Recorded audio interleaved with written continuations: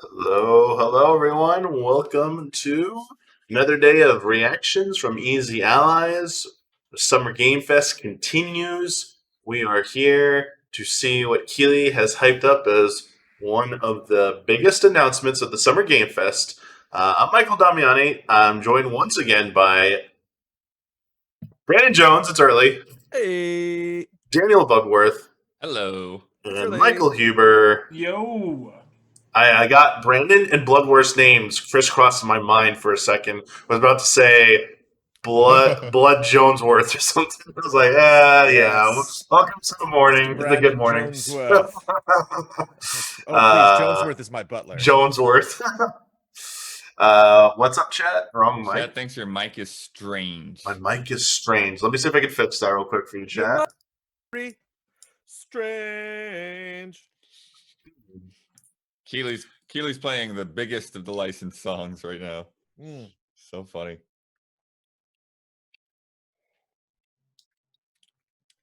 Jonesworth. One announcement? Two announcements? Yeah, the thing is, two announcements in one interview? I get the sense that it's probably one game. But I don't know why. It could game. be anything. It could. You're right. It could be a series of announcements. I don't know if I got it in me for a 40-minute interview. Oof. Okay, that should be fixed. Sorry about that. Oh, so there was the wrong mic? Just switched to my Logitech for some reason. It happens. From that, even though I had it set this USB cable on it, it's kind of busted. I need to probably have to get a new mic. Anyway, how's the audio mix? How's it sound, chat? Am I lower than everyone else? I think I'm a little higher actually right now. Send me back to high. I'll bring myself back down. Your mic doesn't have a replaceable USB cable? No, the spot where it goes in, I've kind of like wedged it in a few times. Like it's at a weird angle, so I think I've damaged the spot where it goes into the mic, so I might have to get a new mic. Yeah, I was actually very conscious of that with mine, of like not unplugging it from the mic, but unplugging it from the computer. Yeah. Leaving it plugged into the mic as much as possible. We got 5 minutes till this thing. So, sorry, we're saying, do we think this is going to be a single game, or do we think this is going to be a series of announcements for this showcase? I'm still thinking it's a single game, but the way it's worded, it could be anything. Yeah, why change the name of like the type of event if it's going to be basically the same thing as yesterday? Because I think they're going to show something that we already know the game exists, but he's going to dive into it. So it's not going to be a reveal because we know about it. But that's as far as I'm willing to set my expectations, possibly past realism. Is I'm hoping for at least one more game. Yeah, at least dose. Gotcha. I mean, but I mean, you could also interpret showcase as this is a company who might be showing a few games or something as well. Like, it could be either. I think it's more likely it's a single game, and then we're getting to see a lot more of it. But hours a long time. That would be a pretty lengthy demo. We expect probably like a trailer of some kind, gameplay, and then interviews at the end. Which I mean, if we're going to talk about expectations, like setting the tone already, I'm really, really disappointed that Keighley has the same sound bites from yesterday. I thought he would just have a different selection for every day. I mean, come on. It's no, my body is ready. No, come on. No $599. Like some quality. Hey, he was cutting a trailer yesterday. I don't know when you expect him to do that. Yeah. I'd rather have sound bites in a trailer. There, I said it. Wii Shop music is pretty legit. Yeah. I lay off the sound bites for our reactions and stuff, so it's understandable if I mean, if Keighley only has the same selection, it's totally fine. So it's a step up. It's funny because I was all about samples, like growing up in the 90s and getting into radio and stuff. And like, now I really don't. Like, I don't need a soundboard throwing off weird, stuff from Blade Runner or whatever. But there's some good sounds in Blade Runner. And it's funny because I didn't see Blade Runner until a couple of years ago. And then like all of this stuff that I had heard in like old industrial albums and stuff. Oh, Blade Runner. That's from Blade Runner. Songs I'd heard like hundreds of times. I'm like, oh, those are Blade Runner sounds. But even 24 hours later, I'm still pretty excited about Tony Hawk. I think that was really fun. Dude, that was a great way to kick the whole thing I off. was thinking about it, Jens. Yeah. This will be the most hyped I've ever been for a Tony Hawk game, because when I was a kid, like 1, 2, and 3 just kind of came out, 4 or whatever, and then was never like hyped for Tony Hawk to come. Like, it'll continue the trend of this generation being why don't you give this franchise a try? You know, like of me being like, it's finally time. You know, maybe it's time to try Fire Emblem. Maybe it's time to try Tony Hawk. Maybe it's time to play Mass Effect. I don't think that's the announcement for today, chat. But that's pretty Wario interesting. just posted a video of Unreal Engine 5. Unreal Engine 5 on PlayStation 5. Whoa. UE5, baby. We're gonna need those new GPUs ASAP, baby. Yeah, that seems like something that Epic would want to do themselves, right? Well, I mean, they've released the video, so it seems like they've done it themselves. We can check it out later. I can grab the URL. We can take a look at it maybe at the end, see what it looks like. But Unreal 5 next gen, it's becoming more tangible now. Yeah. You can smell it. What will be the first game running on Unreal Engine 5? It's a good question. Fortnite 2. Horizon Zero 2. Oh no, they use their own. I was legit playing Batman Arkham Origins until like 4:30 in the morning. Craziness. For vibes. For good depression vibes? No way. Because I was like, I really want an Arkham Origins remaster. And then I was like, well, I never played the PC version. Fortnite is still early access. That's true. It's still because they're still getting ready. It'll be released on 5. Man, if they come out with a sequel to Fortnite and that is also in early access, both games are running at the same time. It's like, all right, here we go. I will start bringing up the music at 5 seconds. Chat, just let me know how the mix is for the first few seconds. I'll try and adjust as need be on the slider here that you'll see. Just the same process for yesterday for anyone who was here. Thanks for all the subs and resubs, everybody. Yeah, thank you. Sorry we don't do notifications for reactions, but we do see them all. So thank you so much for your continued support. And it's time. Here we go. I'm gonna get this ready to go. We got 5, 4. It's starting to feel like E3 in here. Crank it up. E3 from home. The Ace of Spades. The Ace of Spades. The Ace of Spades. Showcase. Oh, it is Epic. Okay. Maybe it is Unreal 5. Wow. Hello, I'm Brian Karras, Technical Director of Graphics here at Epic Games. Hi, I'm Jérôme Plateau, Art Director of the Special Project. A few years ago, we got together as a team and brainstormed where we thought we could push forward the state-of-the-art in real-time graphics. There were 2 key areas that stood out. The first, dynamic global illumination. Beautiful bounce lighting instantaneously. I don't have to be constrained to do a game where the world has to be static, and I'm able to iterate a lot faster. And we call this new system Lumen. And we're about to show you what it is capable of. But first, there was another area that we thought we could push forward. Truly virtualized geometry. The artist wouldn't have to be concerned over poly counts, draw calls, or memory. We could directly use film quality assets and bring them straight into the engine. And that's a big deal for artists. I just want to be able to import my ZBrush model, my photogrammetry scan, my CAD data, without wasting any time optimizing, creating LODs, or even lowering the quality to make it hit frame rate. Not to cut them off, but this is so interesting that they're live streaming this. And we call this new technology Nanite. Here is the future of Unreal Engine running live on a PlayStation 5. Yo, being streamed to you instead of a file that you can watch, you know? Right. You can download in one.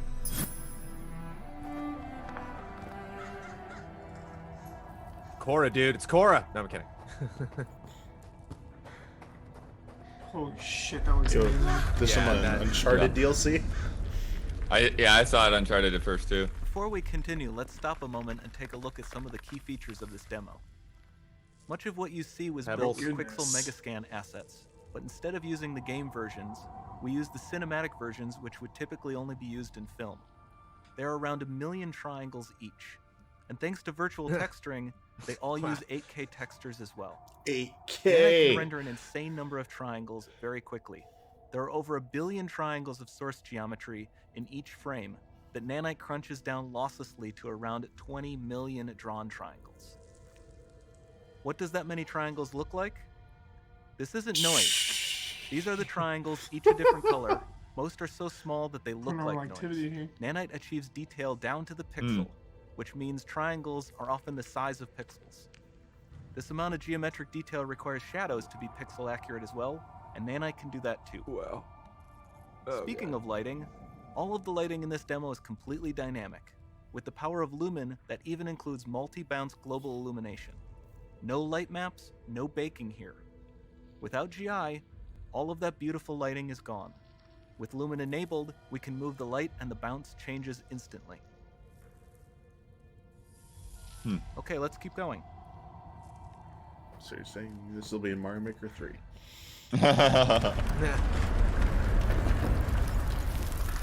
We've made some great additions to our audio system as well. Cool games. So is this like Tomb Raider, allows maybe? us to measure reverberation characteristics of I mean, real this is just spaces, a like made up actual caves that everything. we sampled. Yeah, Laura and can jump reproduce farther them than in that. virtual What was space. that awesome one, like the Stranger? Sound or field whatever, rendering like, allows us logging to the record place. and playback spatialized audio. Nice. Yeah, I'm All glad I of have this headphones adds on. up to a more immersive So experience. these need to go away. These are supposed to go away this gen. These loading. No, these are supposed to be here. Why? Okay, it's Well, Unreal you get to see the 5. textures up close. That's fine. You know. Fine. I'm This telling you, form those of aren't gas going was away. Created with our Niagara effects system. Particles in Niagara can now talk to one another and understand their environment like never before. These consoles can load faster, but they Yo, still gotta Huber load. bats. Yeah, there you go, Huber. We've also added a ton of new functionality Yo. to run fluid simulations. League like of the sea Shadows water right here, below. Huber? I wonder if it's a real game. No, it's No. probably just a tech demo. Yeah. Yeah. We're having fun. They would have announced the game already, I think. Okay, the hands going into like The demo runs on our chaos physics individual system. crevices. Here we Kind are of cool. using it to accurately simulate the rigid bodies of the falling rocks and the cloth of her scarf.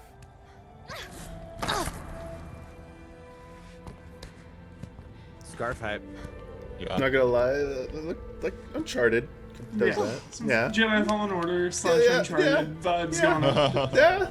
Yeah. You could probably Red Dead picture has the- really good I mean, clock Breath. I tech, can too. climb up everything in Breath of the Wild.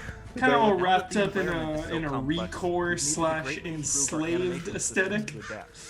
We've added predictive foot placement and motion warping. I do like the Dynamically shadow though modifies against eye the gate and body position the to side look though. more That's natural. pretty impressive. For the character to more realistically interact with the environment, we've added the ability to trigger seamless contextual animation events, like her hand on the door. Looks promising. Whoa. Seamless Dynamic contextual GI is events. amazing. That's what they're Dynamic gonna. foot Speeding up placement. iteration, but That's also what they're gonna for call it direct when they're doing those loading tricks. Okay. Any Lumos. light source can move while It still might having be. beautiful bounce lighting. Dynamic illumination means specular as well, which you can see on all the metal surfaces. You can even see the Niagara-powered bugs reacting to the light. Lumen not only reacts to Horror moving light sources, games. but also changes in geometry.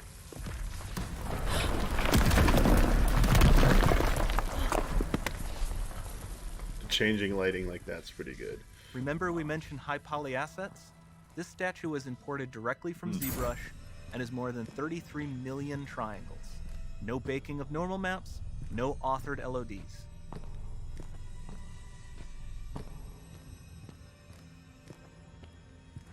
Interesting. And we can do more than a single statue. There are nearly 500 of that exact statue at the same detail level placed in this room for a total of over 16 billion triangles from statues alone. Solid frame rate.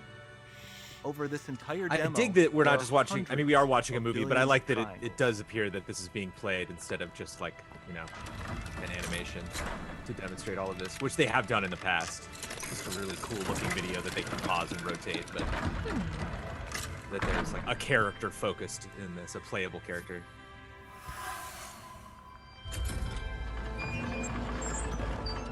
So with Nanite, you have limitless geometry, and with Lumen, you have fully dynamic lighting and global illumination, all running on a PlayStation 5.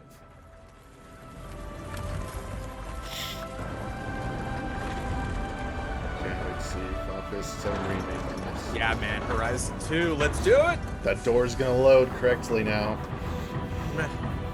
But, I mean, Horizon 2 won't be running on this. Right, but... Oh yeah, you're right. It's got Sony. Yo, got a new materia? Nice.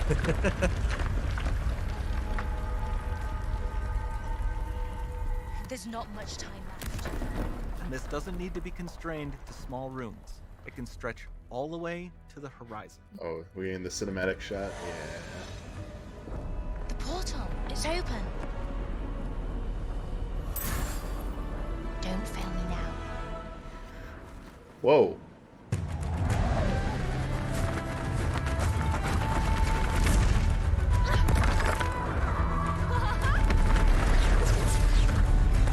Wow. This has got like wait, what was that Sucker Punch game? Optimus? Yeah, vibes like that.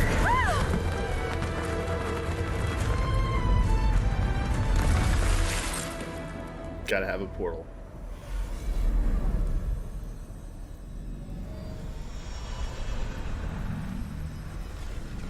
It's time to see what's next.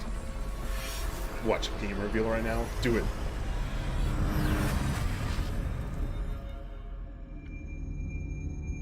Alright, let's see if I can fix this quality. I mean, that was such a Okay, it sent it to me. obvious Tomb Raider Uncharted nod. I kind of hope it wasn't a real game. Yo, V has come. I knew Kojima would call it. V has come too, Tamiani. Yeah. 2021. There you go. The On Unreal launch. Engine 5 is real, and that was the first real-time Keighley with footage the haircut. of something running on the PlayStation Yeah. 5 as well. Where'd you go, Such Keighley? a Give me a amazing number. day, I think, for No, gamers that- to get a glimpse at where games are going next. And now it's my honor to be joined by three guys from Epic to talk a little bit about today's announcement. Of course, we've got Tim Sweeney, Kim Library, and Nick Penwarden. Guys, thanks for joining me here virtually. This is a really big and exciting day. I mean, I think I just was so blown away when I saw this footage about what UE5 can do. And Tim, this is, I know, a special moment for you to have, put a 5 on this Unreal Engine. I remember the first time you showed me the original Unreal Engine. I think it was like 1996 at E3. At Marriott Marina Del Rey, and I was looking back last night at like the old Next Generation magazine cover with like, can you believe this is what a PC screenshot of the original Unreal Engine, how far we've come. Tell me, I mean, this is a big moment for Epic, but what does this mean to sort of the company right now to be able to, debut the first PlayStation 5 footage, but also, introduce, a new numbered version of Unreal?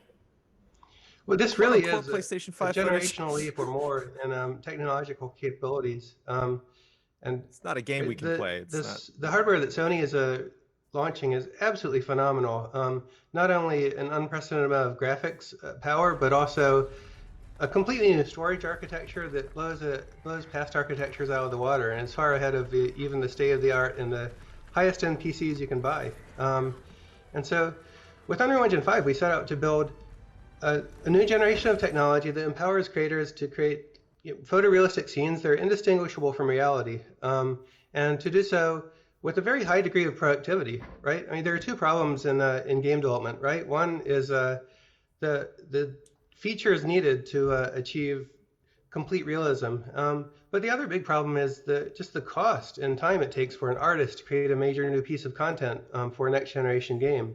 And so Unreal Engine 5 attacks both of those problems. We have the nanite system for virtual geometry, enabling sub-pixel geometry, which is imperceptibly different from the full high-quality assets, so the movie quality assets that were originally scanned. Also, the Lumen, the real-time global illumination system, not only to bring unprecedented quality and lighting to the environments, but also to free artists from having to worry about the details of lighting their levels, and make all of these trade-offs in static lighting versus dynamic lighting. And so we're really trying to empower developers here, and to enable developers to create a new generation of experiences that are both unbelievably realistic, but also economical and practical for them to create without having to have a 1,000-person team. Yeah, I mean, when you look at that footage, in 4K, I mean, just the level of detail is absolutely stunning. Kim, maybe you could break down a little bit of this, sort of visually what's happening that makes it look so incredible. Because I know you've got a couple of new systems that you're really proud of, and maybe talk about Nanite and what that is and how it works and how it's going to kind of shape games moving forward. Okay, so Nanite is a new geometry system for Unreal Engine that lets us get down to almost sub-pixel levels of detail on the screen. It's possible because we have a new generation of hardware that really allows us to put loads and loads of triangles at the screen. And we thought that we'd come up with a new technique that allowed us to be able to create content in a similar way to the way that they do on movies today. So in fact, when you look at that demo, all them assets, Nanite is basically ingesting all the movie quality assets from Quixel to make that scene. And the artist doesn't even have to think about it. They can move rocks and mountains and statues wherever they want in the scene and not have to worry about triangle costs anymore.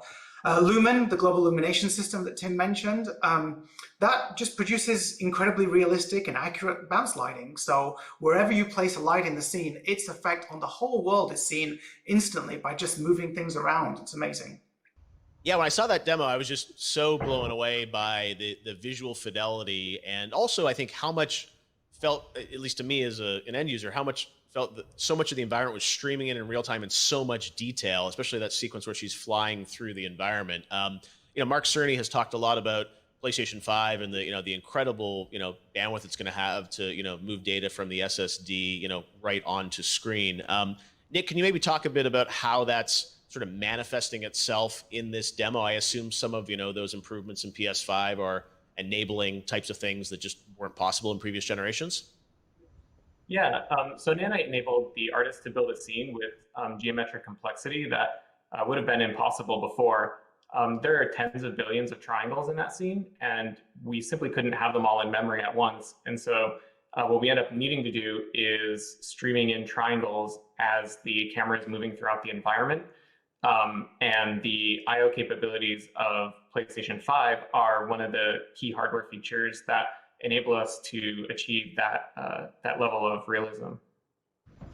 Yeah, no, it's stunning to see that, and I think also the global illumination. I think people have heard that concept before, but now really manifesting sort of in real time in that environment with the flashlight or some of the other lighting scenes. Can you guys maybe break down sort of from the gamer perspective, like how games are going to change because of the full global illumination? Well, first of all, this enables a much wider variety of games. Do it, Tim. To have very realistic responses to light. Everything from large-scale open-world types of games, with day-night cycles, being seamless transitions from indoor to outdoor. It's it makes lighting one of the things that the developers don't have to worry about. It's a freeing technology. Not only does it mean more real-time lighting in games, but it also means there's a large set of problems that were very tricky in the previous generation that developers just don't need to worry about. And so I think you're going to see a much wider variety of types of games, taking advantage of Lumen and taking advantage of Nanite. And one of the core elements of every new generation transition is new hardware capabilities with an order of magnitude improvement over previous generations enable entirely new types of games to develop. The Battle Royale genre didn't even take off until the current generation, where you finally had enough computing and graphics power to enable a 100-player game with very, very high fidelity encounters.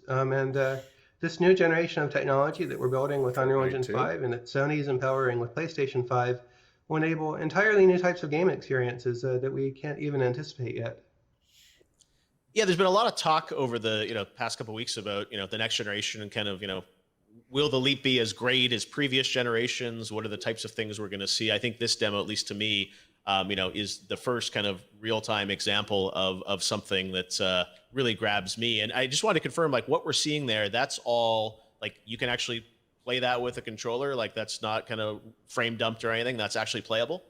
It's a fully playable demo, and we plugged in a recorder Release into the back demo. of a PlayStation 5 dev kit. Yeah, come on. And recorded Release signal the that demo. came out over HDMI. So it's For none of us totally to live play on demo, PS5. and it's replayable, and it's a little bit different every time you play it. Wow. Actually, putting it on I mean, PC that would flight be sequence, amazing. that's what's so exciting to me is like, this is, real-time footage. So what do you guys think? I mean, when people say like, what is the leap of this generation going to be to sort of, previous generations from like PlayStation 3 to 4 and whatnot? Is it any different this time? Is it going to be greater, less, or we don't know yet? I think the sense of immersion, one of the great things about playing games is you can transport into places that you could never go in the normal world. This level of lighting It would be cool if they released that around really gets you to a PS5 point launch where as a you're demo. feeling like you're inside a movie set. Things are so realistic, and it's gonna aid the storytelling. I think that the sense of immersion, the feeling a player gets from actually visiting a space will be much deeper than you've ever seen before.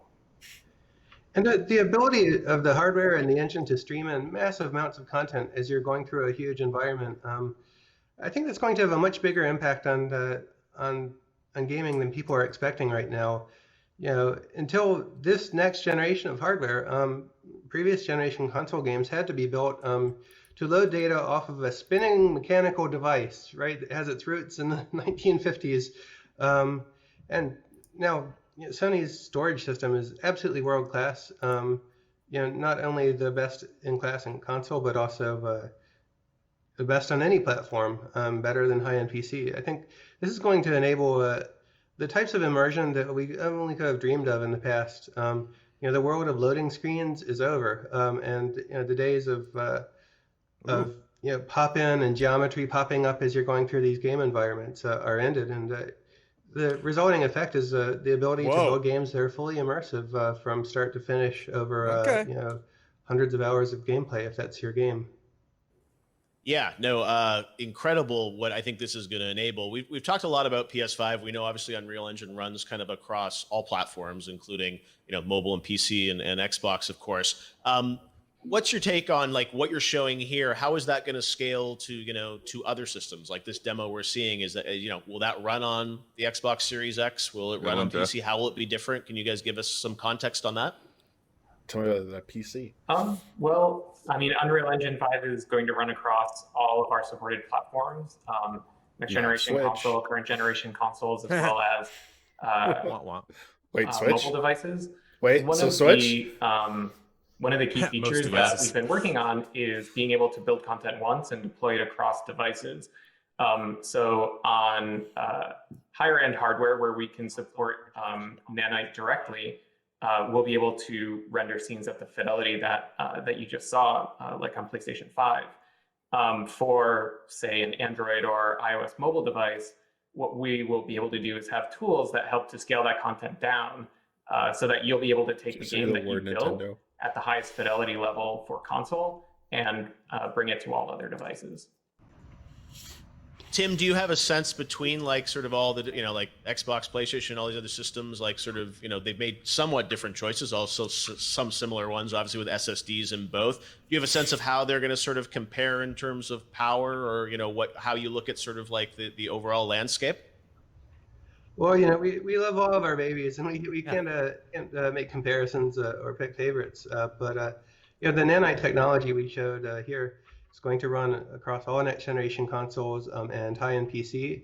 And most importantly, probably this is not Switch. What's possible and the absolute best hardware that's going to exist, at the end of the year. But these experiences you build, we will help developers scale down to every device that exists in the world. And we really hope to empower all developers to do what we've done with Fortnite in this generation, which is build an absolutely no sacrifices high-end console game, and then bring it to every device, including scaling it down to iOS and Android devices from years ago, so that we can reach a much, much, much larger audience of gamers than just the hardcore, some 200 million console. The scalability of the engine, that's good to hear. So Kim, I know a lot of gamers around the world watched that footage and said, wow, I want to play that, but I'm sure they're also trying to kind of extrapolate out of that, since it's, this is not a game, it's a demo, how their games are going to feel different in the next generation. And one of the things that I really took away from it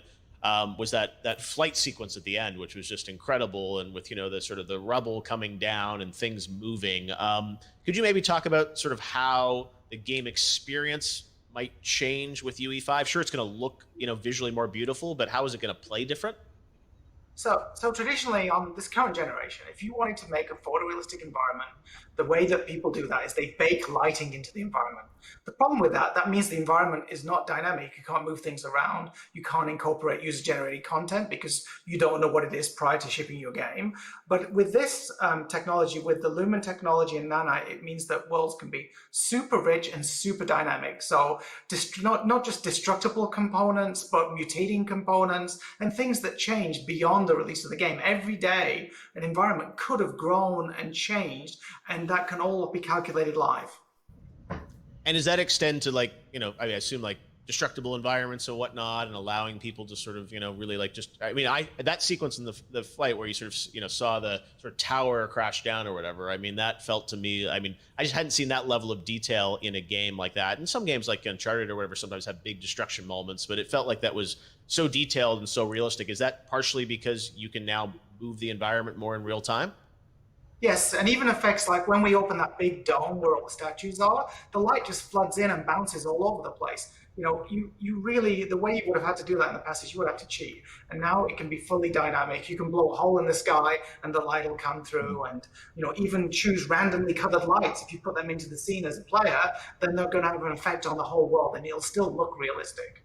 So in the past, you could get that effect, but it would have to be sort of pre-calculated, I guess? Is that how it worked? Yeah, exactly. And even if you want to, if you're saying you're in a dungeon and you place a light, you see you've got a candle that you happen to have in the game and you place it, that will bounce around corners. So you can explore with limited light sources. And the old-fashioned gag of having a flashlight beam isn't what you need anymore. You can actually use light in really interesting ways.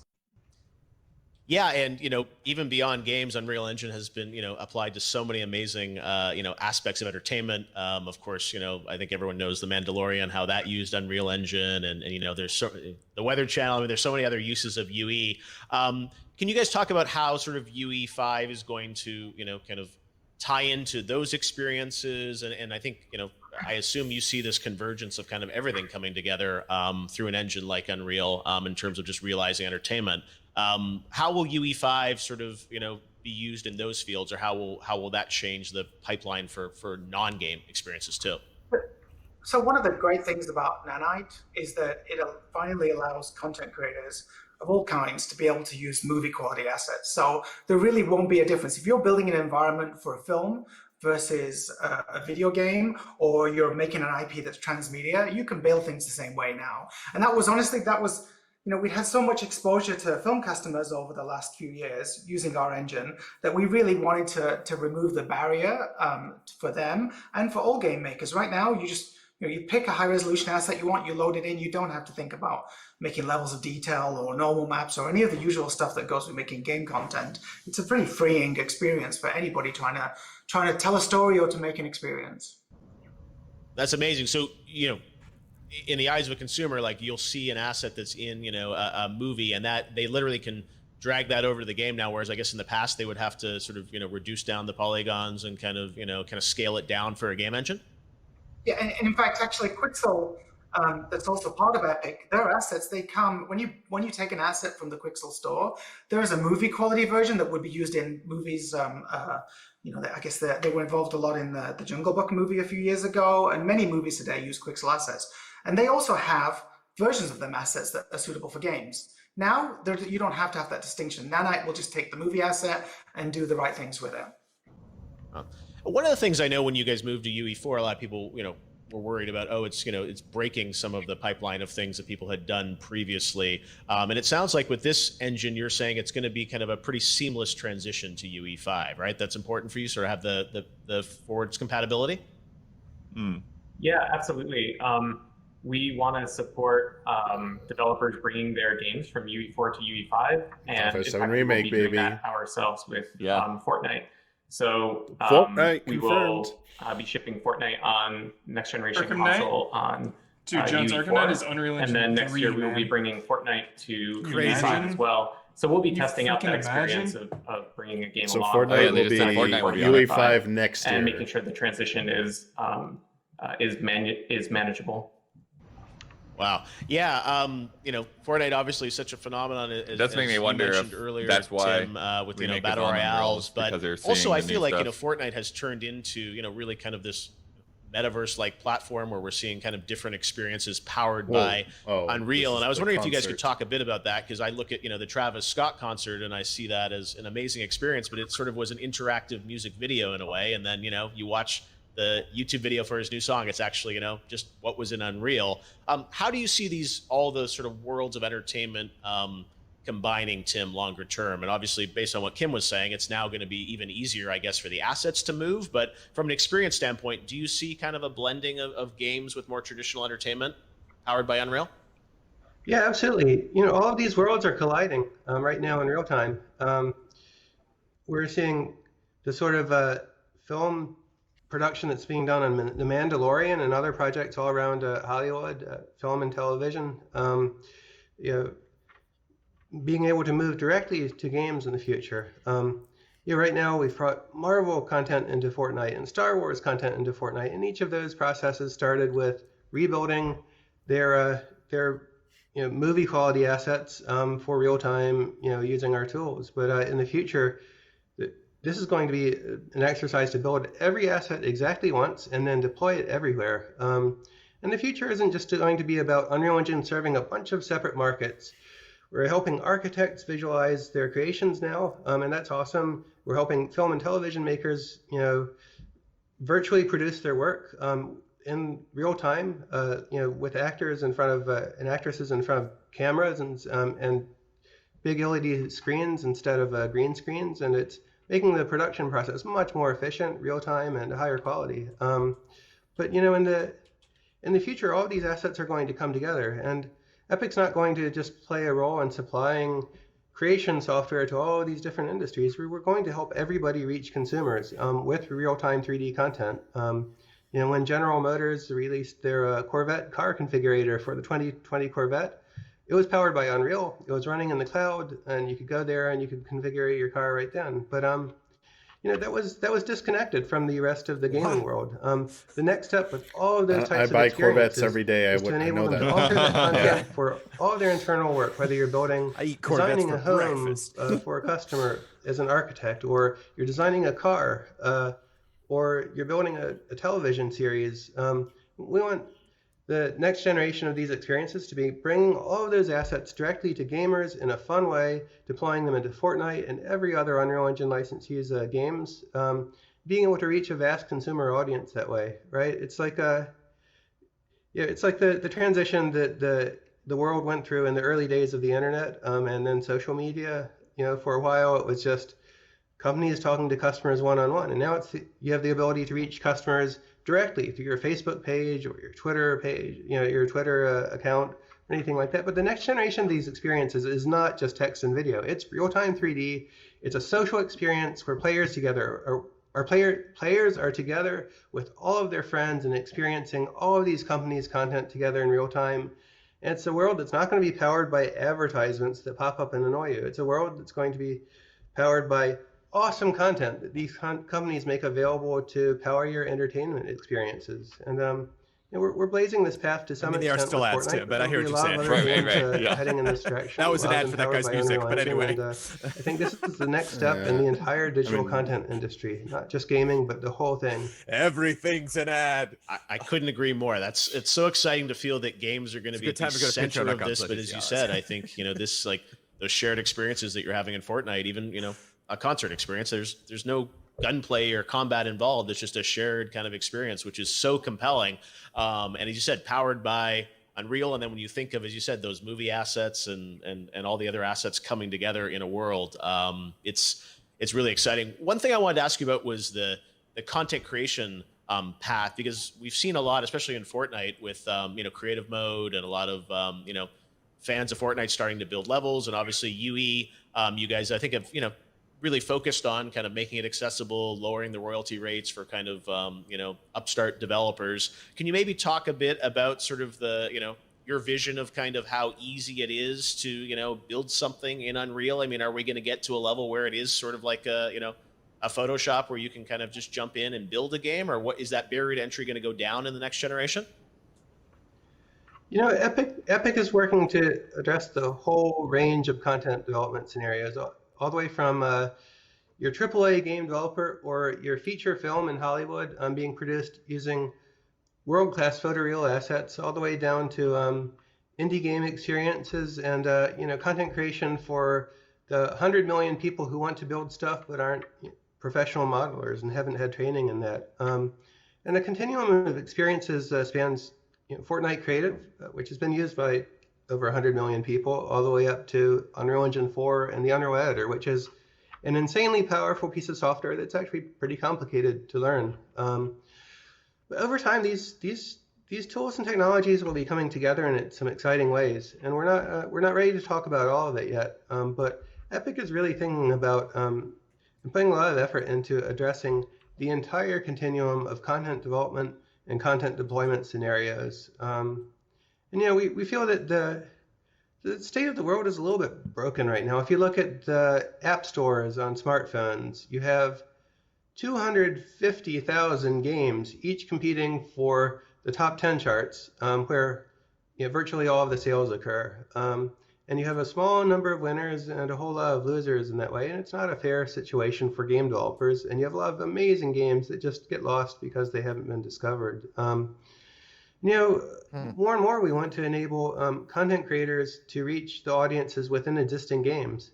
And this has been part of the industry since the days of Quake and Unreal Tournament, when user mods became possible, and we and id Software released our first tools so the community could start building their own stuff. And now it's reached a scale of hundreds of millions of users. If you look at what Fortnite is doing, and Minecraft and Roblox enabling user content creation, but I think Fortnite counter. I think right now you have two separate worlds, right? You have the professional tools of Unreal Engine and Unity, and then you have Roblox tools for the masses in Fortnite, Minecraft, Roblox, and they're really not connected anymore. They're not connected at all. And the next step is to cross over and to enable all of the content tools to reach all of the customers and all of the ways that they play games. And this is something we're thinking a lot about, and we'll be doing a lot of work on in the coming years.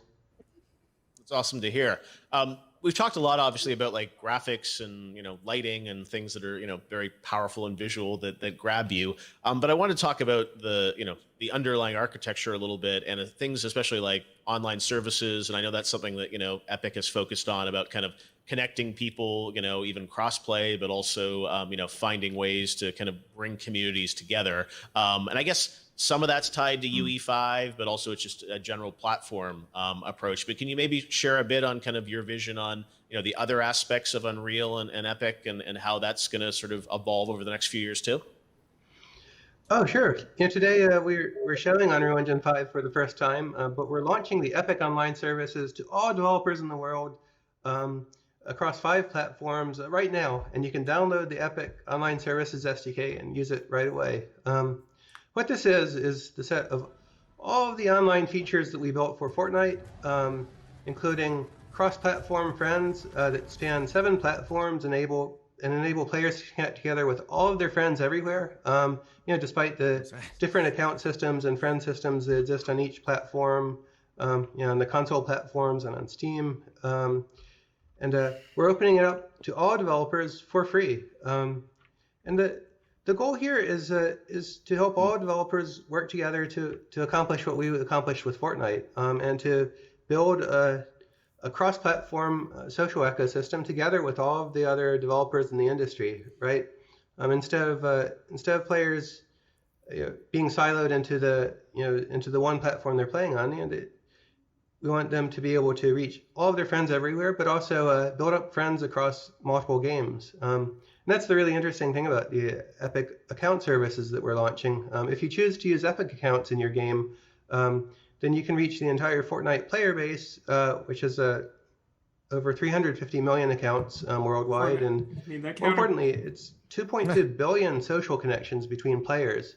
When 2 players become online friends and start playing together, those friend connections now persist across games, from all of the different publishers who choose to use these services. And so, it's the most open set of services that have been launched to date, and it really helps to bridge the gap, that's existed in all of the other platforms. And until recently, it was really only Epic, EA, Activision, the really big companies with a huge set of development resources that had the capability of building that sort of thing. But now this is open, and it's approved by all three of the console makers for use on their platforms, and it's ready for all game developers to adopt. And so we're really trying to help the industry get to a better place. And we think, the core of the game industry are these, 300 million hardcore gamers across high-end PC and console. But there are billions of gamers worldwide, and I think the next stage of the industry's growth is going to come from connecting these audiences, not with low-end casual games on one set of platforms and high-end games on another set of platforms, but getting all of the players to play together and enabling all developers to release their games on all platforms, as we did with Fortnite. Yeah, I think that's such an interesting idea that, these gaming platforms almost become, it's another social network now, right? And I know you guys have House Party that's been very successful over the past few months especially, but it feels like now, you talk those numbers with Epic Online Services, it starts to feel like this is, a Twitter or a Snapchat or an Instagram and sort of this way to kind of connect people. Is that part of your longer term vision, is that people will use sort of these game services as kind of a gateway to connect with people, and games are a part of it, but also just the larger sort of social graph will be kind of the gateway to it will be through a game engine? Well, what we're building here is the opposite of a walled garden, right? We're enabling all publishers to use all of their different account systems and connect using these services. And we're working with all of the different console makers and other platforms and services to help interconnect them. The most interesting thing about this, and if you start playing Fortnite on PlayStation and then you want to play the game on the iOS device, on iOS you can log in with your PlayStation account, and then you get all of your PlayStation progress transferred over. You and I love Fortnite a lot. You start playing on PC, then you create an Epic account, and if you go to Xbox, then you can log in with your Epic account on your Xbox. And so this isn't a walled garden. Rather, it's an attempt to connect all of the different services, some of which have different degrees of openness. And I think that's really going to be freeing for the industry. It's going to mean that everybody can talk to everybody else, and there's no one company controlling the whole thing. Rather, it arises as a result of the cooperation between all of the different companies in the ecosystem, who finally realize that they can grow better and build better businesses if, instead of trying to lock players into their platforms, they enable their players to connect with all of their friends across all platforms. Because we have a lot of devices in our lives, and everybody who has an Xbox or a PlayStation also has an iPhone or an Android device. To really enable the next generation of industry growth, we've got to be able to connect all of these users with all of these friends and set aside kind of the old feuds that defined previous generations of the console business. So with everything you're describing, I think of, a show like The Mandalorian, which, we all watched and loved, but all those assets are there. I mean, nothing prevents them now from building kind of an interactive experience, I guess, around that they could power with something like Unreal. And, maybe it's a game, but maybe it's just sort of this shared experience. And it feels like, the visual fidelity now that these next-gen consoles will bring. I mean, based on what you were saying, Kim and Nick, it's like, are things going to look just like movie visual effects? Like, what are the things that I guess real-time games can't do still that we get to see in some of these other shows? I think we're getting that would be much, kind of much nuts, actually, having an animated series and you can just freeze a you're scene not going to be able and to tell move the around. difference between a virtual That world would and be a real interesting. world. There's still, physical phenomenon, big, massive explosions, and waves crashing on a beach. I think they're still probably one generation off before they're perfect, but we're getting closer and closer. And one of the coolest things that we've seen with the advent of shows like The Mandalorian starting to use the engine is they're beginning to understand that a game engine isn't just about rendering pretty real-time pixels. They're understanding that game engines, especially Unreal, is built for building these very immersive simulated worlds.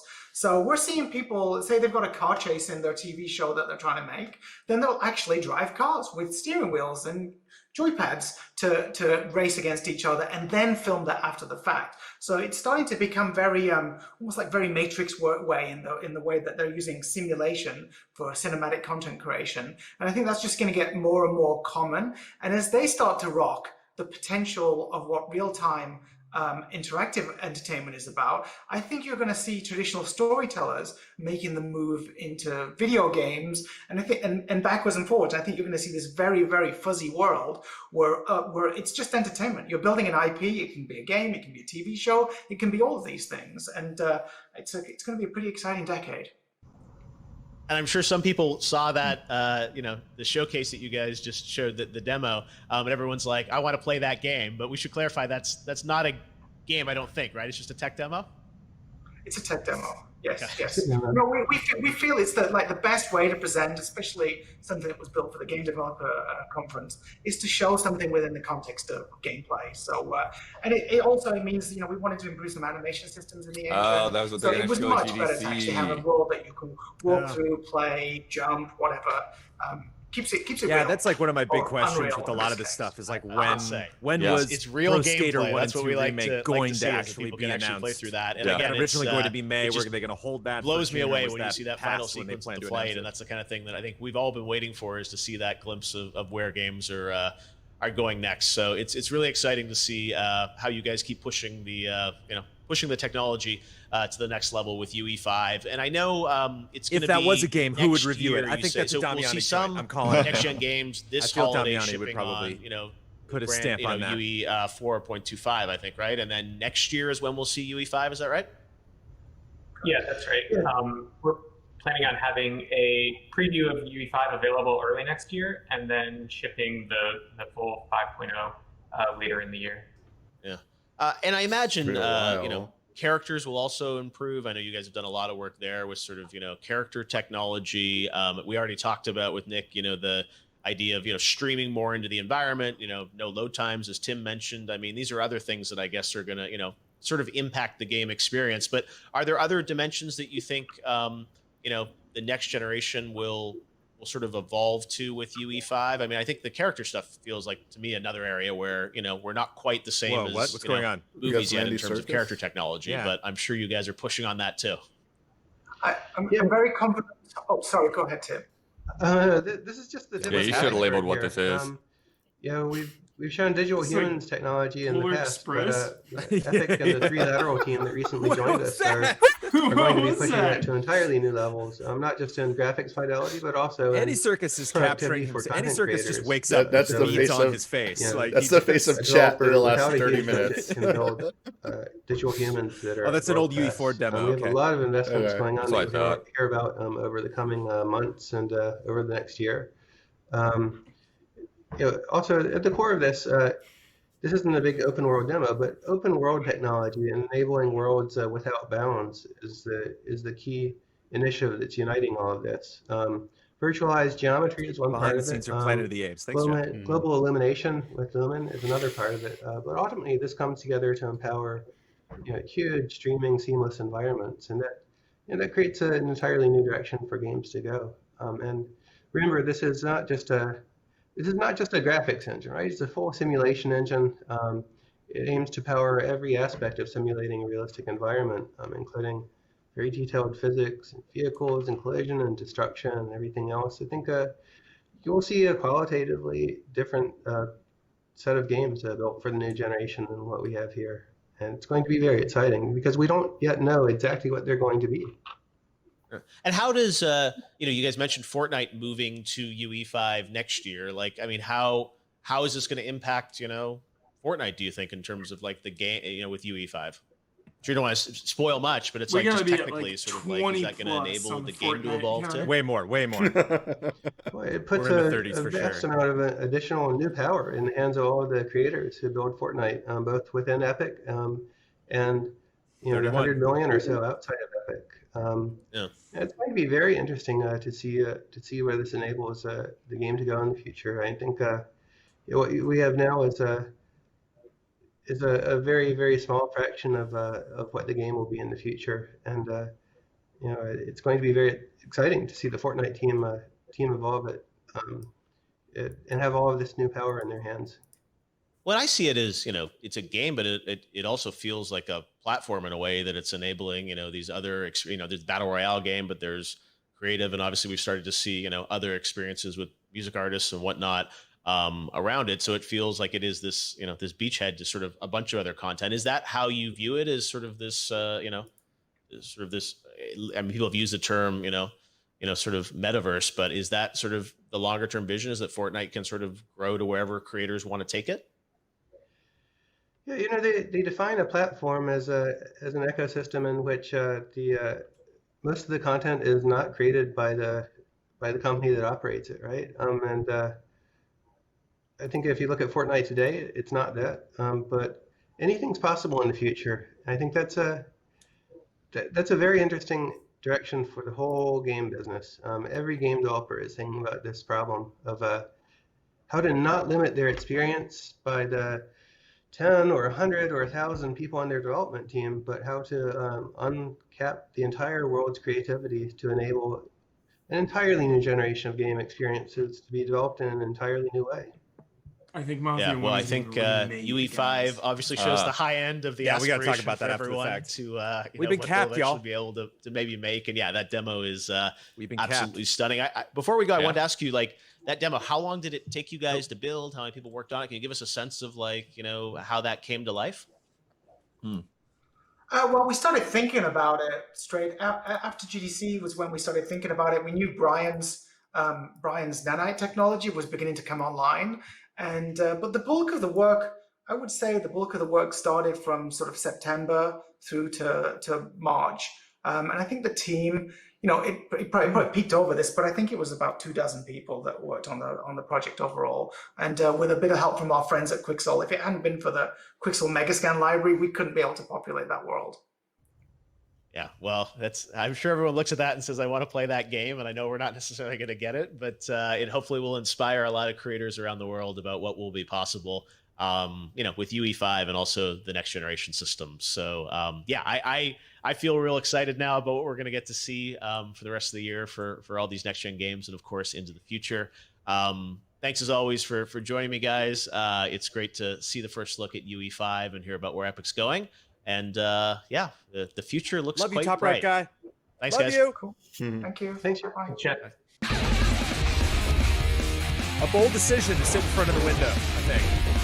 But he rocked it. It's what he's got.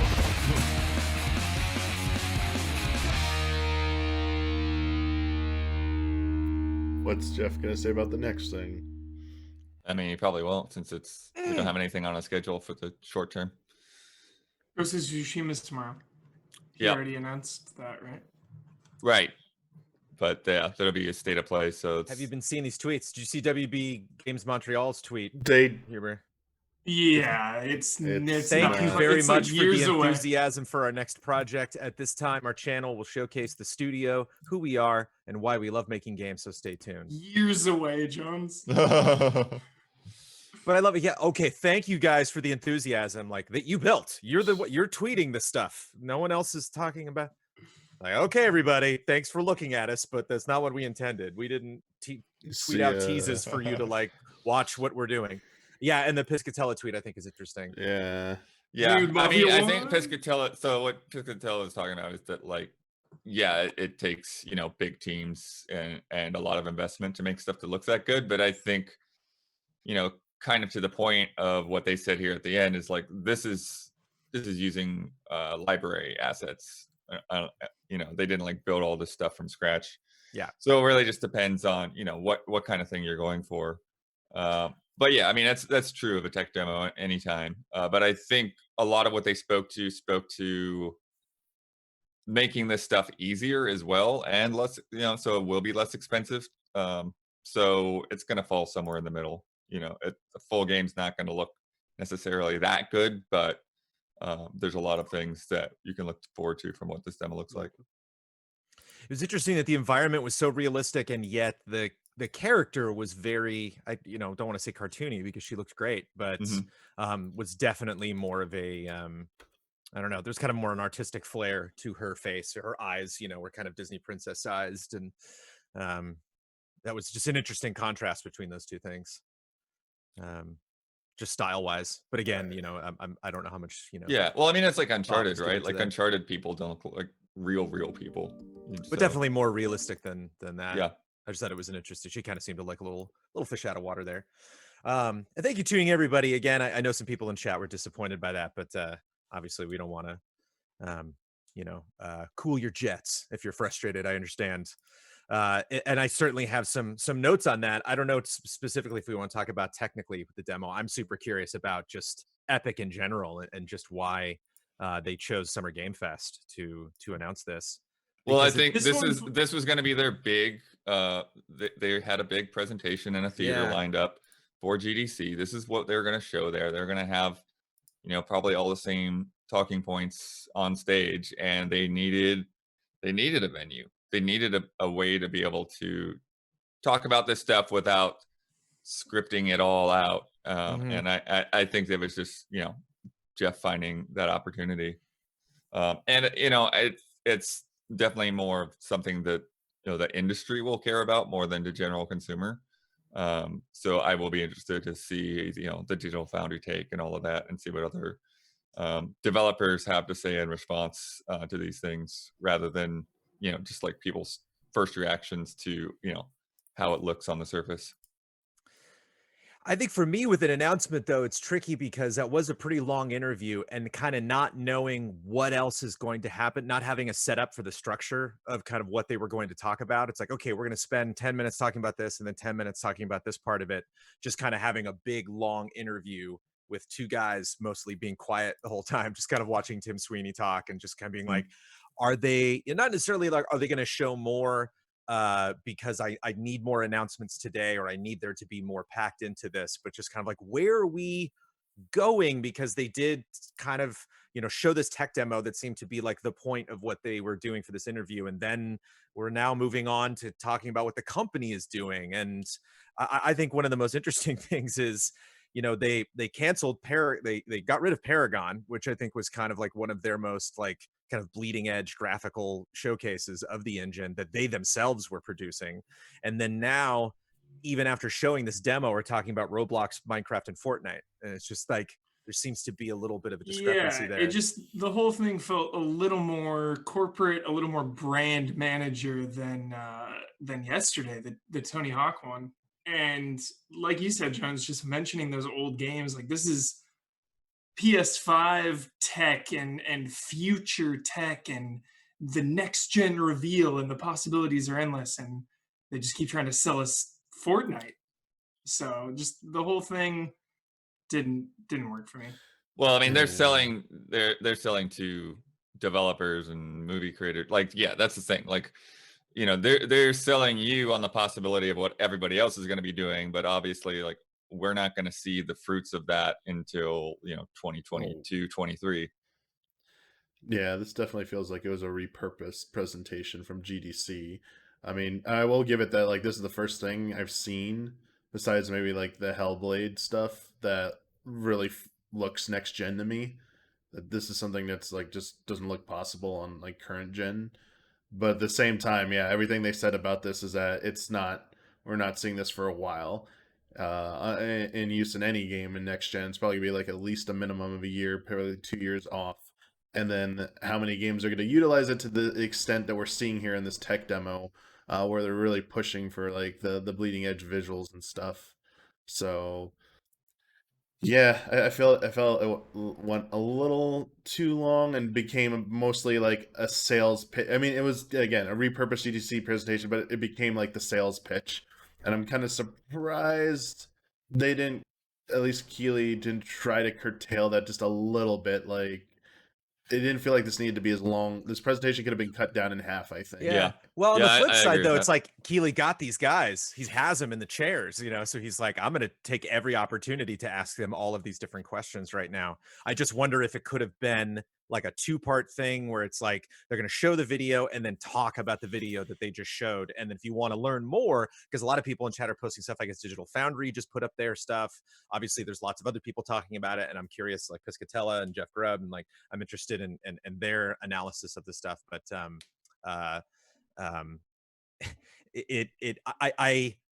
I couldn't help but wonder where this is going. I'm watching this and being like, there's really no structure to this. So like, I kind of know how long this is going to be, but I don't really know if somebody right now was to ask me, if I was to talk to somebody later, or, one of the other allies was to weigh in and be like, so what was this morning? I'd be like, it was an Epic. No, it was an Unreal 5 showcase. That's what this was ultimately. Yeah. But like it was a lot of things too. And so I think that's just kind of where it flew off the rails a little bit. And it's tough because from my perspective, you can talk about this two different ways. You can talk obviously about the significance of the announcement of Unreal 5 and what a big deal that was and how gorgeous that, demo was. That was really great. I'm super curious about the actual gameplay attachment of her landing on those ledges.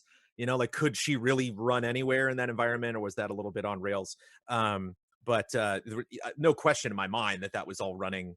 That definitely looked like it was running in real time, and that definitely you could see the leap. And it was kind of refreshing to get to that point, especially after some of the frustrating stuff that Xbox showed.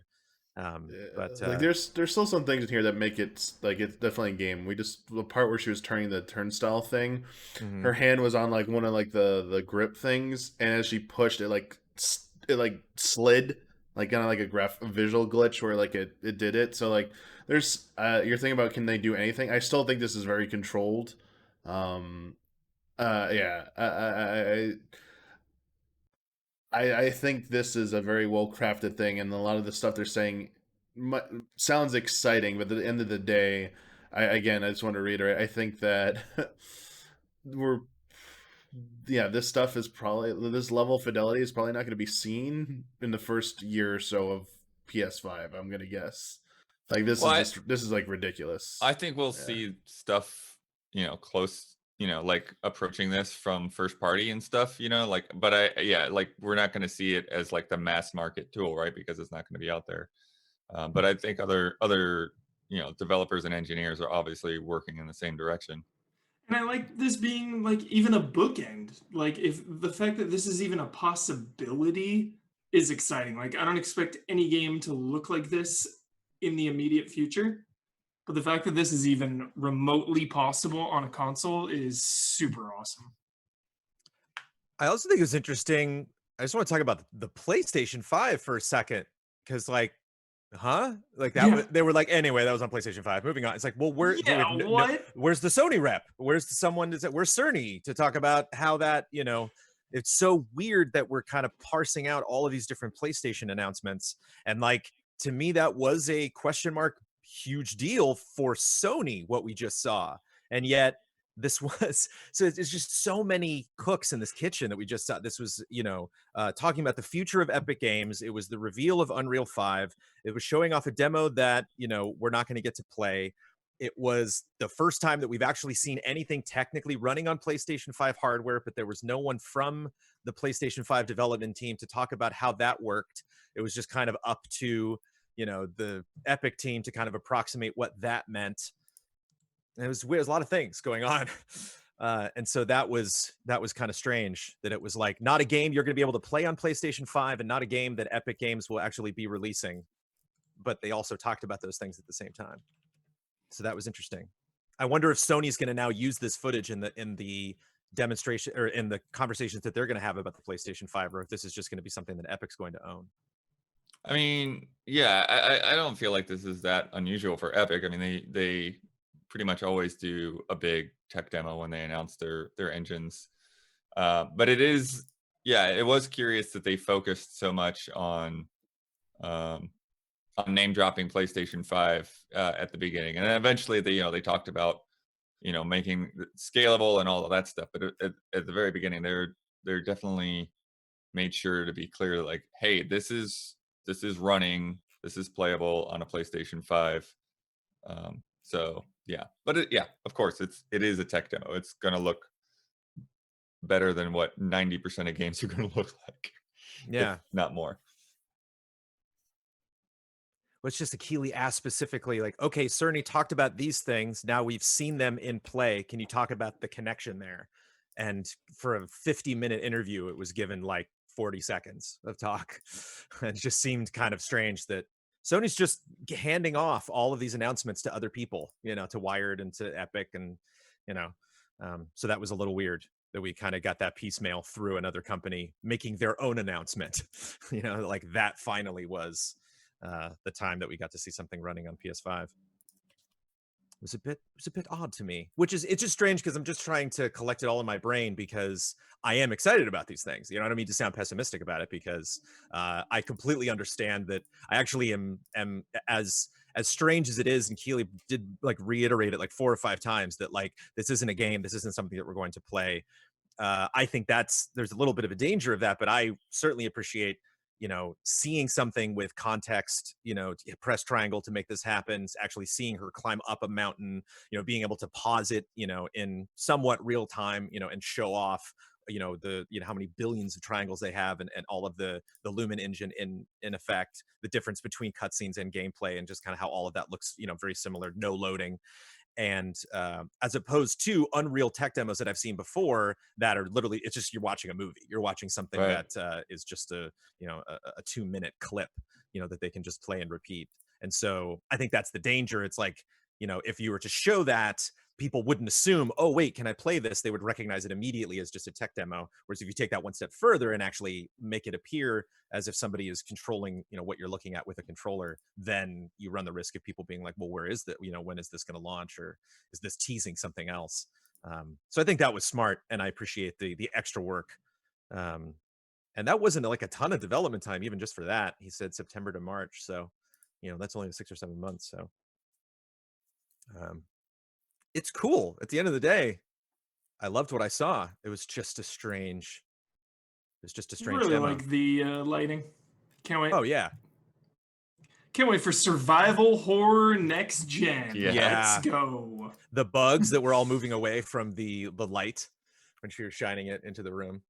Having super little tiny elements, little tiny freaky things in a horror game, you know, reacting dynamically to how you move and how you what things you point your weapon at or shine the light on. Like playing Arkham Origins last night, and just like how there's like barely any lighting. There's a PS3 game, you know, it was last gen, and it's like, wow, even now we've come so far with lighting, and I can't even wait. And the sound as well, you know, that's having just these giant chasms and hearing the different, you know, levels of the echoes going on.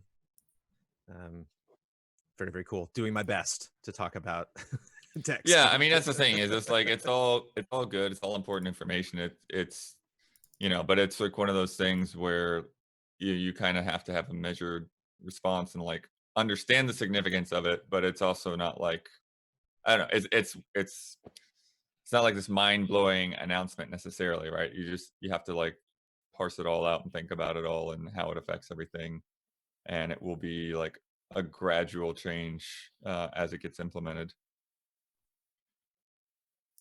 Do we dare talk about Mafia? Do we open up that Dude, it looks Pandora's so box? good. Yeah, I'm throwing up those screens. Those screens. Yeah. Mafia 1's one of my all-time favorite video games ever made. Tommy Angelo. It's one of the best stories ever made. Holy shit. It looks so good. Yeah. Mafia is all about story. It's all about atmosphere and environment. It's not about an open world where you go around collecting things and doing menial tasks to level up. It is an intimate, story-driven game. Holy crap. So pumped. This was also good today, now that we've had 2, you know, tiny doses of, although it's been kind of tough before the last couple days to parse like what was a part of Summer Game Fest and what was not. But like Keighley having his own live streams, it's good to know and set our expectations that there most likely will not be multiple announcements for one morning sesh. You know, that like it would seem strange to me that multiple people would want to buy in on the same stream time. That it'll probably be an announcement and then a sit down with Keighley after the fact. So it's kind of good to know moving forward. You know, as long as I don't listen to Huber, I can certainly set my expectations for what to expect, you know, every day, and then know that again, this is just kind of whether this represents something that we're going to play in 2020 or represents something that we're really going to see implemented in our entertainment in the very near future. It's certainly something that is going to set the tone for what the next gen is going to be like. And boy, have we been waiting for a lot of this information for a really long time. Dude, those Mafia screens though, man, I can't handle it. Those look so good. Yeah. So good. Dude, you have like your buddy like that's Salieri right there in the left screenshot. He's walking to the car because you have this guy behind the restaurant that you have your mechanic and like your gun weaponsmith guy. So jolly. That's definitely a screenshot of the upstairs like weaponsmith. Too cool. Too cool. That looks like a full-on remake. Yeah. Wild. Was not expecting that. Also interesting that what was the timeline that he set for 2021 for this stuff to start to roll out? He was talking about like an early like preview version of it. That would be early 2021. Mm-hmm. And then yeah, the full rollout for like the 5.0 or whatever would be later in 2021. I think that's the other thing that's messing with my expectations of these new consoles is I'm still waiting for that game that we're going to get this year. I'm still waiting to see something that is represented of what, if they're still locking down that we are going to be able to play Series X and PlayStation 5 in 2020. These will be consoles we will own this year. What are those games? And I'm not saying like you got to show me a launch library that's going to blow my mind. Like that's been very seldom has that happened in the history of gaming. But I just one game, just one that I know. You know, if it's Halo Infinite, let's see that thing running. So it's interesting getting into all of this stuff, and I just can't help but have that's where my Huber syndrome starts to kick in. Is I just always have that. Now is now this is going to be something that we're going to see, and so have it celebrating something like this, I think is definitely something. This is something to be celebrated, but I can't help but think, oh, okay, 2021. All right, let me just mentally put that farther down the list, and then still there's this void between me Jones, and that. They said Fortnite launching on PS5 and Series X, but does that mean that like a year or two from now they'll patch it to have some of this tech? Or right, yeah, so at some point there will maybe like a 3.0 version of Fortnite or whatever. It'll switch engines, switch it. Got it. Joe? Yeah, there we go. Good stuff. Mafia though. All right, gobble, gobble. We've devoured this. What's next? I want tomorrow. Ghost of Tsushima. Ghost of Tsushima. Was it 18 minutes of gameplay or something? Yeah. We get to sleep in a little bit tomorrow. And do you think now that Unreal 5 has been officially revealed that other studios can start showing and releasing more stuff? Do you think this was kind of like the floodgates opening now? No, because I think this isn't released to them yet. Yeah, I think there's still something to come from Sony first, and then your so-called floodgates will be opened. I think we're still gonna get like a Sony of some kind of trailer reveal or event or something like that where they show off a first-party game running on PS5 for the first time, and that will be okay. There you go. Here's your introduction to actual like our games running on PS5. Here's like your realistic expectations for launch. Let's go. Everyone else who's been working on stuff, you can now show your stuff. Damiani, you want to just roll that Mafia teaser? A lot of people are dropping links of it in chat. It's only 30 seconds long, but sure. The teaser's okay. I haven't seen it. Yeah. Sure. Let me just give me a little figure this out. Yeah, I'll give right there. A little cherry on the sundae. Little open world dessert for Jones. Here you go, Jones. There you go. Here we go. Here's some. In years, all I done was kill. I killed for my family. I killed anybody that got in my way. Family and who you're born with. Murdered people. Is who you die for. I love their protagonists. All three of them. All right. Okay. Trilogy. May 19th. Announcement. May 19th. There we go. One game? May 19th. So May 19th, next Tuesday, more reactions, more coverage. I wonder if they're gonna fiddle with Mafia 3 at all too, because it was like the developer story behind that game is pretty wild. Just like all the content and bugs and things they couldn't do, and just the time and everything. I wonder if they'll tweak it at all, because as we see, 1 is getting fully remade. So I wonder how much they're going to do to each. Ooh. Rumor GTA 5 is the next free game on Epic Game Store, will be available tomorrow. Okay. Red Dead's on Game Pass. Yeah. Yeah. This summer is going to be a marathon. This is not a sprint. It's like we got. I just think about fun, Jones. The half marathons E3. I've run. I just think about going by the water table. You just grab a little cup of water and just like, it's not a big deal, but you gotta make it last. Yep. And thank you everybody for tuning in. I'm just thinking about all of the little tiny little beats that we're gonna get, because I think everybody also just wants, Unreal just wants their day. They want this to be the day that everybody's talking about that stuff. And I wonder how much communication's going on behind the scenes of Sony being like, okay, well, the PlayStation 5 with Unreal, you show that day, we'll drop Tsushima the next day. Keighley's in the middle of all of this, just like, okay, everybody get in line, and one by one, we'll slowly drop all this stuff. Boy, it's going to be, because I think after a while, our expectations are going to kind of meet in the middle, and we're all just going to be excited to get new stuff. And boy, looking at this thing again, God, this is gorgeous. So pretty. I love it. I'm just so excited for lighting, and like every time I see something new, it's just keeps raising my expectations. The difference between light and dark, being in a super bright environment and then going into a dark environment, like that just really, really that stuff speaks to me. Ever since RE5. I remember RE5, they talked about that a ton, Huber, and that never gets old. Yeah. Anything else we want to promote before we call it? Tommy and I will be streaming at 1 o'clock. Yeah. Yep. Ben's going to be on at 11. So.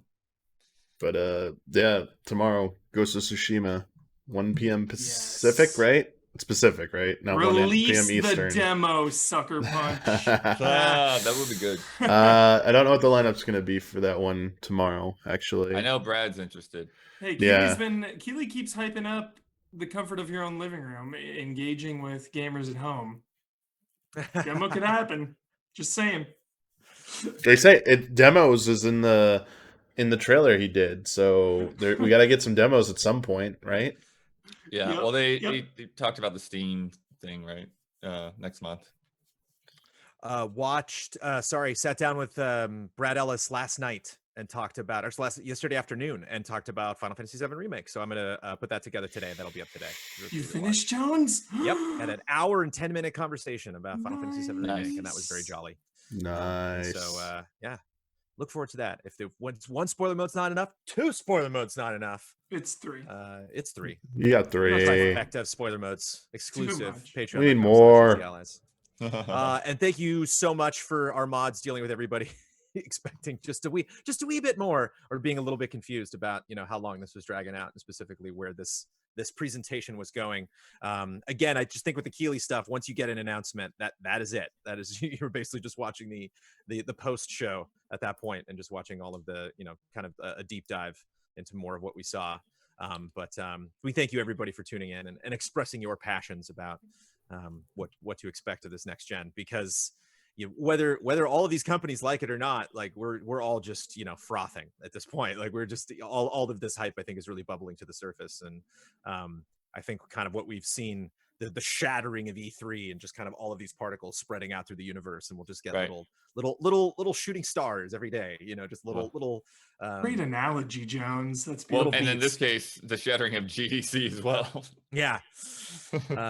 And I'll take it, man. I will definitely take. Oh boy, look at this. No doubt. See, it's like, does she mean to land right on that edge, or what? What exactly? Whatever they're serving, I'm eating. Yeah, exactly. I'll see you back at the buffet tomorrow at 1 p.m. Yep. Yeah, thanks so much, everybody, and the subs and resubs and everybody that supported us. I saw some new subs coming in there right at the end. So we are certainly not tech experts. We are doing the best that we can. Much like the other two gentlemen on the right-hand side of Keighley and Tim Sweeney. They were just like, can I, wait, oh, you got, okay. Like, how much can I say something that is of interest to people who know much more than me about these things? But we certainly love it. And I'm certainly going to play the hell out of every game that is released on Unreal 5. And looking forward to more announcements this week. Take us out, Damiani. Thank you, Damiani, for setting all of this up as well, for all of your hard work this week. No problem. We'll see you all. Tune in and about 2 more hours to see Ben. Otherwise, we will see you tomorrow for Ghost of Tsushima. Later.